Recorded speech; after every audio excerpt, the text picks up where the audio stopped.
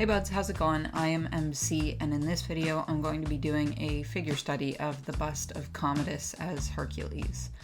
I really love doing figure studies, and when I was in college I had a really excellent anatomy teacher, and I think he was a big reason why I loved my figure drawing and life drawing classes so much. He was always just really engaged and gave really great feedback while we worked in class, and I think I learned a lot from him.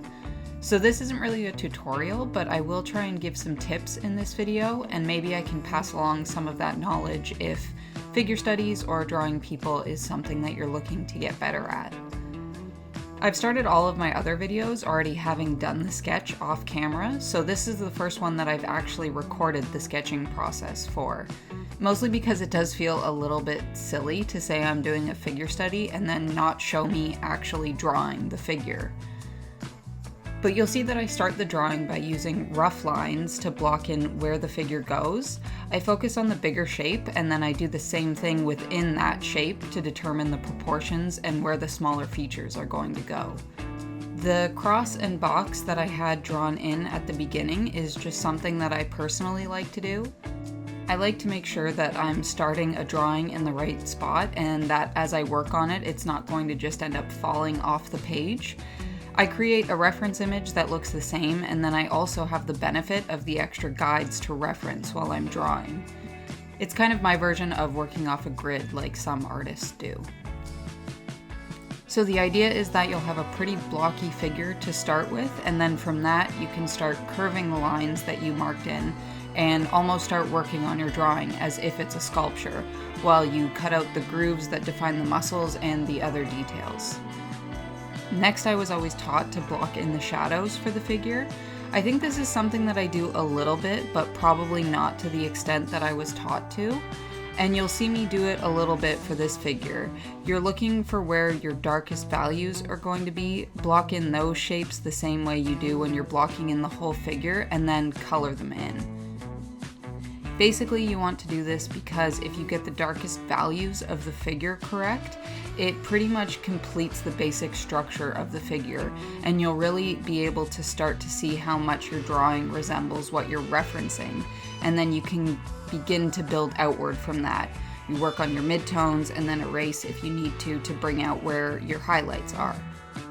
In class, we were always taught to squint or take off our glasses while looking at the model, so the details would blur together and you're just left with the basic values. I don't know that I block in my shadowed areas as strongly as I was taught to, just because it feels more natural to me to slowly build them up rather than go in super definitively. But I definitely find that in the early stages of my drawing, I need to distinguish some of those darker areas, because it does help me see how accurately I'm drawing my reference, so I can understand the value, no pun intended, of blocking in those strong shadows for sure.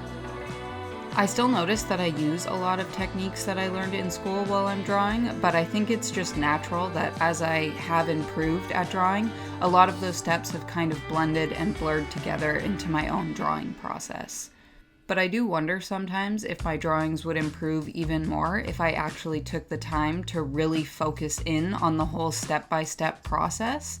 But I also think it's just kind of good and natural to draw the way I enjoy drawing and not worry about being super technical about the whole process.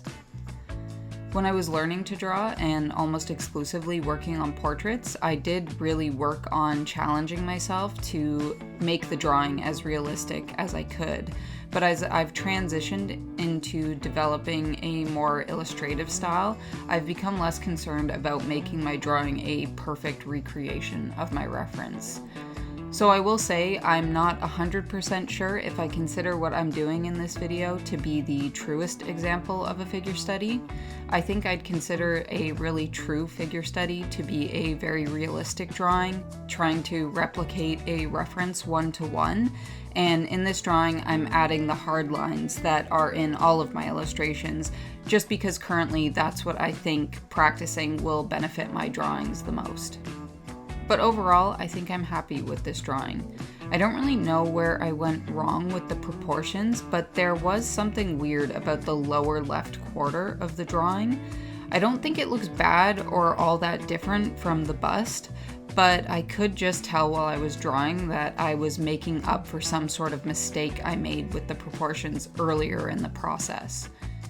This is around a 4x6 illustration, and it took me 24 hours to complete.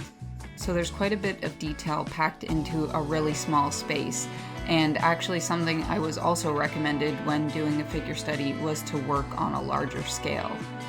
The reason that working on a larger scale can be helpful is because when you work on a smaller scale, there's less room for error, especially when you get into the finer details of your drawing.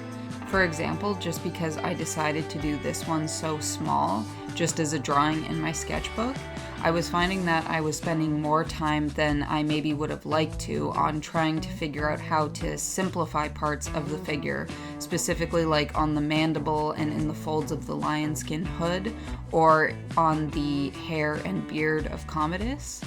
If I was working on a larger drawing, I would have had more space to just freely copy the figure and the details. But even though it might take a little extra time, I think learning how to simplify things in your drawings is also a really valuable skill to have.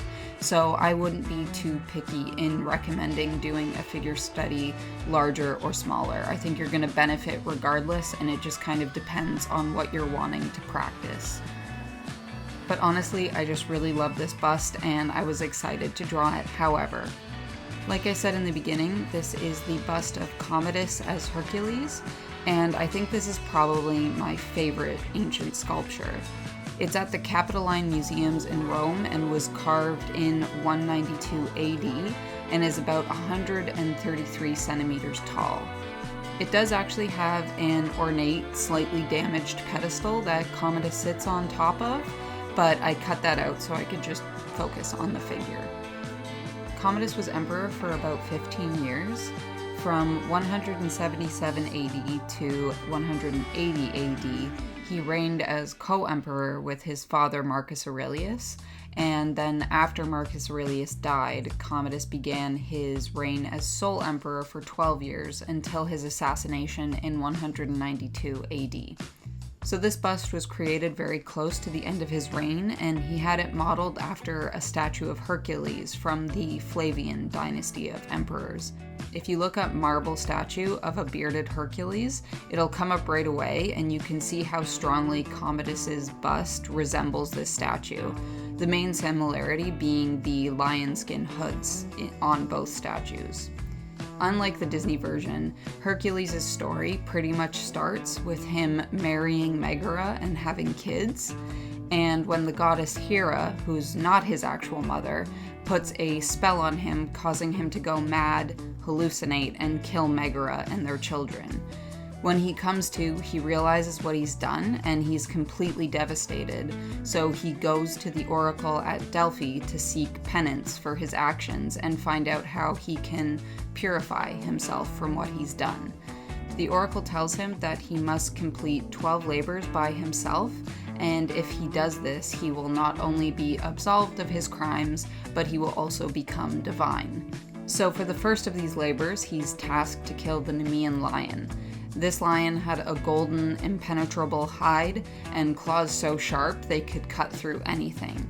Hercules tracked the lion for weeks until he cornered it, and then because weapons wouldn't be able to pierce its hide, he had to fight the lion with his bare hands and strangle it. He then used its own claws to remove the hide and began wearing it as a hood, which became his signature look.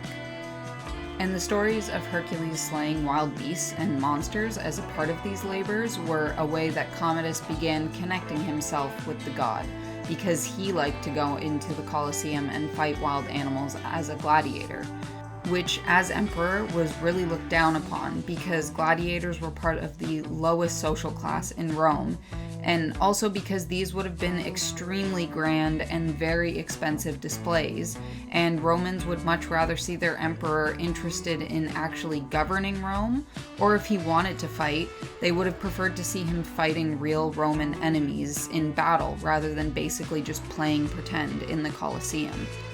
But regardless, Commodus would go into the arena apparently with gold dust in his hair and fight all kinds of animals like tigers, hippos, rhinos, elephants. He fought a giraffe once. On one occasion, he killed 100 bears by himself and could apparently shoot ostriches while they were running at full stride. Dio Cassius was a Roman senator and historian during Commodus's reign, so he was an eyewitness to a lot of these behaviors, said that Commodus, having killed an ostrich and cut off his head, he came up to where we were sitting, holding the head in his left hand, and in his right hand raising aloft his bloody sword, and though he spoke not a word, yet he wagged his head with a grin, indicating that he would treat us in the same way. So unlike the senators that were forced to watch these events, spectators were actually nervous to attend the games that Commodus participated in because there was a rumor going around Rome that he might shoot arrows into the crowd and treat audience members as if they were the Stymphalian birds, which Hercules defeated in his sixth labor. So Commodus would follow a standard game day schedule, and after the beast hunts in the morning, he would go and have lunch and then come back in the afternoon to fight as a gladiator. But he would never do this against able-bodied opponents. Dio mentions another event where Commodus rounded up all the men in Rome who had lost their feet from infections or accidents, so just disabled people, not even gladiators, and had them dress up like giants so he could pretend to be Hercules and club them all to death. So like I said, he's basically playing pretend in the arena. He's pretending to be this great gladiator while just displaying his ego and his cruelty. And then outside of the arena, he's celebrating himself for these performances and having image after image of himself created as Hercules. During Commodus's reign, the Colossus of Nero would have been positioned just outside of the Colosseum. And what Commodus decides to do to this statue is something that I think is very interesting, because I think Commodus and Nero's reigns as emperor very closely parallel each other. Nero was another emperor whose public performances and ego got him into a lot of trouble and very disliked by the Roman Senate and people. Nero just preferred to act as a musician or a poet rather than a gladiator like Commodus. So Nero had this massive bronze statue of himself erected in Rome. It was possibly up to 37 meters tall and took 24 elephants to pull through Rome. And after his forced suicide, Nero had his memory condemned, damnatio memoriae, which is basically a physical attempt to erase somebody from history. So they would do things like scratch names off of engravings, deface a person's image on coins, and destroy or remodel sculptures. And that's exactly what happened to the Colossus of Nero. It was remodeled to become the Colossus of the sun god Sol, and would stay that way until Commodus decided to remodel it again. This time, he cut off the statue's head, replacing it with a portrait of himself, and gave the statue a club and a bronze lion at its feet. It wasn't uncommon to deify Roman emperors, but this was something that always happened after their deaths. It started with Augustus deifying Julius Caesar during his funeral and continued on. Pretty much as long as you were a decent emperor, you could expect to be deified as well. And there was an actual legal process to deifying somebody. I think it was something that was mostly decided by the succeeding emperor, but to be a good emperor, you at least had to pretend like you were sharing some of your power with the senators. And doing this was something that really just benefited the current emperor. If you were the son of the last emperor, after they died, you became the son of a god. And instead of doing this with his actual father, Marcus Aurelius, who was deified and very well liked, Commodus seems to distance himself from him, and by comparing himself to Hercules, is almost saying that he's the son of a better god or the best god in Jupiter or Zeus. So he was already making the Senate mad by threatening and killing loads of senators, and now by constantly representing himself as Hercules, he's seeming to be moving towards wanting to be worshipped and treated like a god while he's still alive. So we're coming very close to the end of Commodus's reign, and again, something happens that is very similar to something that happened while Nero was emperor. In 191 AD, there was a fire that damaged a lot of the city of Rome. So Commodus takes this opportunity to present himself as the new founder of the city. Rome was named after the mythical founder of Rome, Romulus, and so Commodus wanted to rename Rhode to Commodiana. And he goes even further and he wants to rename all of the months of the year after his very long name. So the 12 months become Lucius, Aelius, Aurelius, Commodus, Augustus, Herculeus, Romanus, Exuperatorius, Amazonius, Invictus, Felix, and Pius. So it's the year 192 AD, the year Commodus dies, and he's making himself the new founder of Rome, making himself a god. He's been hunting down loads of people to have them executed, and then his mistress finds a new massive list of people he wants executed. So this is basically where everybody's finally had enough of Commodus and his assassination is planned. So the first attempt to assassinate Commodus is by poisoning his food, but because he likes to drink so much, he ends up throwing it up and the poison doesn't work. So he ends up being strangled by his wrestling partner while he's having a bath, and he died on December 31st of 192 AD at the age of 31. At the beginning of this video, I mentioned that the statue was created in 192 AD, so obviously sometime very close to his death. And in this statue, Commodus is holding the golden apples of the Hesperides in his left hand. To Hercules, these apples are almost a symbol of him becoming a god. Collecting them was the last of his 12 labors, and so he's purified of his crimes and will become a god after his death. And ironically, Commodus is never deified. He never becomes a god like the emperors before him, and instead he ends up like Nero with his memory condemned. Rome is called Rome again, and the real names of the months are restored, and the Colossus of Nero has its head cut off again and becomes the Colossus of Sol. Commodus succeeded what are called the 5 good emperors: Nerva, Trajan, Hadrian, Antoninus Pius, and Marcus Aurelius. And it's actually Commodus who most historians agree started the downfall of the Roman Empire. It can never really get back to what it was before his reign. Dio Cassius ends his book on the life of Marcus Aurelius with "From a kingdom of gold to one of iron and rust." And that's where I'm going to end my video too. I don't have a degree or claim to be an expert in anything that I talk about when it comes to ancient history.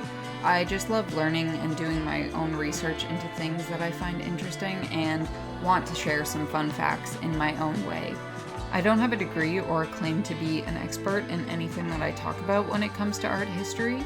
I just really love learning and doing my own research into things that I find interesting and want to be able to share some of the fun facts that I learn along the way.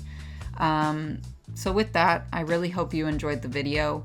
Please let me know what you thought in the comments below if you'd like to. I'm always trying to learn and get better at making these videos.